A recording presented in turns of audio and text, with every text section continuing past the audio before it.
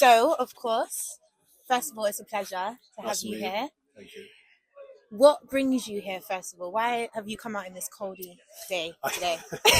I came because the Premier League have this incredible program called Kicks, and Kicks invites young people from the ages of 8 to 18 from the local catchment area. We're in Dagenham right now, so Newham is a local catchment area. I grew up in Newham, and I was keen to come and see what the program is, and it's amazing. I mean, this is sponsored by the Premier League.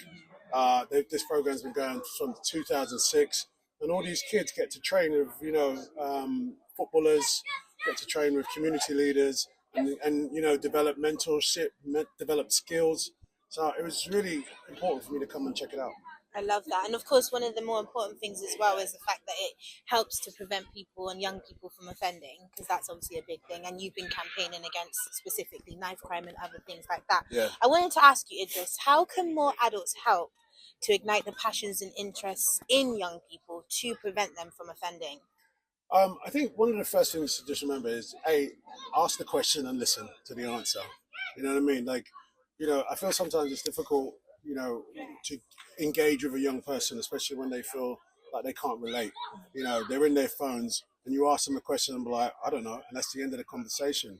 Push a little bit, investigate a little bit, find a way to break that silence, get to understand their language and have a conversation. Listening to what they're saying is a first way of understanding what their aspirations are and how you can engage. Secondly, offer them an opportunity. Like, hey, come to work with me for a couple of days. What do you mean, come to work with you? Come see what I do for a living. Okay, more than likely they might say, yeah, I'm interested in that, or they're not. But at least then they're not interested in what you do, they're interested in something else. That's how we can do it. We just got to find ways to sort of engage. I know it sounds so trivial and easy to say, but young people want to be listened to. They want to be heard. Idris, you know my bugbear is big tech, right? Yes, sir. I'd love to see them match the resource being spent here. Your thoughts on that? My thoughts are exactly the same as yours. I think that with football, it's slightly easier to aggregate kids to come play because you play football in your garden. You can play football here, right? With big tech, it's kind of understanding how do you get them into an office space, a room, a laptop to do something that they want to do. But I think there is some ways to innovatively think that big tech could find forms, whether it's classes, whether it's discussions, think tank groups where people can talk about, hey, let's design a new program, let's design a new game, let's design a new social media app. There are, I think, some innovative thinking that big tech could do to sort of do stuff like this, which is engage in the youth. What would you say to the young people of today that may be go down the wrong path and commit a crime, or are currently committing crimes right now?